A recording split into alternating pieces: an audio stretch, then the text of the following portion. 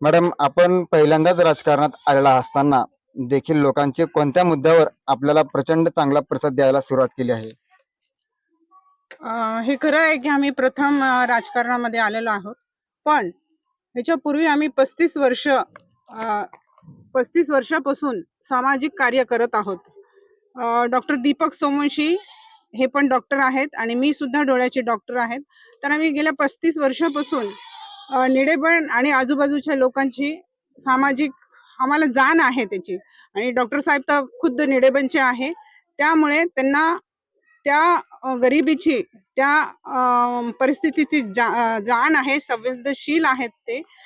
त्यामुळे जरी आम्ही प्रथम हे निवडणूक लढत असलं तरी जेव्हा आम्ही गावागावामध्ये गेलो प्रचारासाठी, तर लोकांनी आम्हाला ओळखलं आणि तुम्ही उभा आहात राजकारणामध्ये, एक स्वच्छ माणूस, एक ताकदीचा माणूस बनसोडे साहेबांनी आम्हाला दिला, हे म्हणून खूप प्रोत्साहन दिलेलं आहे. आणि आम्हाला आश्चर्य वाटलं की एवढ्या लोक आम्हाला ओळखतात आणि आमच्या कामाची कदर करतात म्हणून. मतदारसंघातील कोणत्या समस्या घेऊन आपण पुढे येत आहात? आता आमचं निडेबन मतदारसंघ आहे, तिथे जसं बघितलं तर शहरामध्ये बनसोडे साहेबांनी सगळीकडे एक काय म्हणतात, विकासाची गंगा आमच्या उदगीर शहरामध्ये वाहिलेली आहे. पण ग्रामीण भागात जसं गेल्या 10 वर्षापासून इथे निवडणूक झाली नाही, तर काही असे नागरिक प्रश्न आहे, जसं मूलभूत सुविधा उपलब्ध करून देणं आहे. हे जे मूलभूत सुविधा आहे, नाली काढणं, लाईट, रस्ते. आता आम्ही बॉर्डर तांड्यामध्ये आलेलो आहोत. सगळ्यात मोठी समस्या इथं पाण्याची आहे. जेव्हा आम्ही प्रथम आलो तेव्हा लोक एवढं म्हणजे बोलत होते की आम्हाला फक्त पाणी द्या, आम्हाला दुसरं काही लागत नाही. हा, तर इथे बाकीचं सगळं आहे, पण पाण्यासाठी खूप भयान परिस्थिती आहे. सगळ्या मुली तिकडे खूप लांबून पाणी घेऊन येत आहे. त्यामुळे जर ही निवडणूक संपली त्याच्यानंतर असं मला वाटतं की इथे सगळ्यात प्रथम तांड्यावर व्यवस्था, सोय करावी लागेल आपल्याला आहे.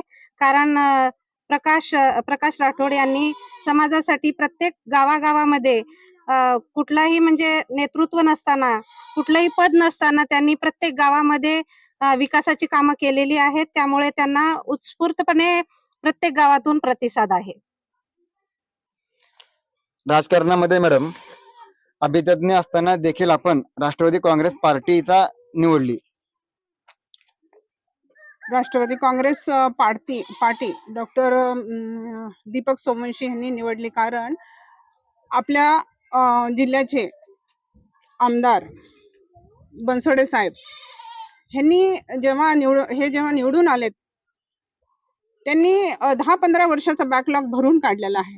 आज आमच्या उदगीर शहरामध्ये काय नाही, प्रत्येक कार्यालय त्यांनी नवीन करून दिलेले आहे. आणि ते नुसतं असं केल्यासारखं नाही, तर असे मोठे मोठे कार्यालय बनवून दिलेले आहे आम्हाला.